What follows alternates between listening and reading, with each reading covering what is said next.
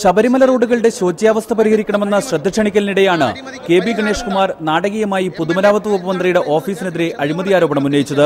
പൊതുമരാമത്ത് മന്ത്രിയുടെ ഓഫീസ് കേന്ദ്രീകരിച്ച് നടക്കുന്നത് കടുത്ത അഴിമതിയാണെന്ന് ഗണേഷ് കുമാർ പറഞ്ഞു.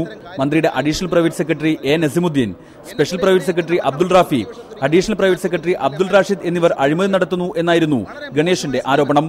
മന്ത്രിയുടെ ഓഫീസിൽ ജോലി ചെയ്യുന്ന 3 പേർ അഴിമതിക്ക് പേരുകേട്ട Nasimuddin A, assistant private secretary, Abdul Rafi special private secretary, IM Abdul Raheem മന്ത്രിയുടെ സ്റ്റാഫാണ്. ഇവരാണ് ഭരിക്കുന്നത്. മുഖ്യമന്ത്രിക്ക് നേരത്തെ നൽകിയ കത്തിൽ ഇക്കാര്യങ്ങൾ വ്യക്തമാക്കിയിരുന്നു. തന്റെ കയ്യിൽ തെളിവുകളുണ്ടെന്ന് പറഞ്ഞ ഗണേഷ് കുമാർ CBI അന്വേഷണം നടത്താൻ സർക്കാരിനെ വെല്ലുവിളിക്കുകയും ചെയ്തു. ഞാൻ പറയുന്നതിൽ കഴമ്പുണ്ടെന്ന് കണ്ടാൽ അത് CBIക്കോ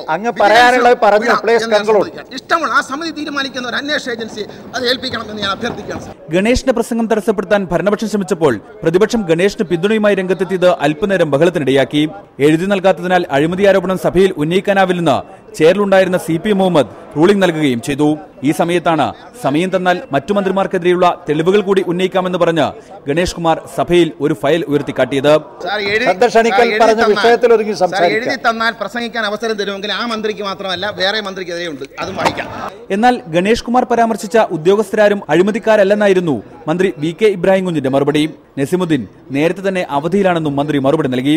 നസിമുദ്ദീന്റെ കാര്യത്തിൽ ഒരു പരാതി വന്നിട്ട് ശ്രീ തിരുവഞ്ചൂർ രാധാകൃഷ്ണൻ ആഭ്യന്തരമന്ത്രിയായിരുന്നപ്പോൾ അത് വിശദമായി പരിശോധിച്ച് അടിസ്ഥാനരഹിതമാണെന്ന് തെളിയുന്ന വിഷയമാണ്.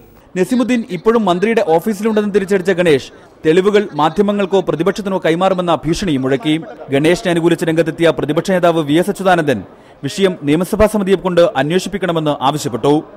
ഒരു നിയമസഭാ കമ്മിറ്റിയെ പ്രതിപക്ഷ നേതാവ് അന്വേഷിക്കാൻ തക്ക വിധത്തിൽ സന്നദ്ധമാണോ എന്ന് അദ്ദേഹം ചോദിച്ചു. അത് സംബന്ധിച്ച് എന്താണ് ബഹുമാനപ്പെട്ട മന്ത്രിയുടെ അഭിപ്രായം? റിപ്പോർട്ടർ, തിരുവനന്തപുരം.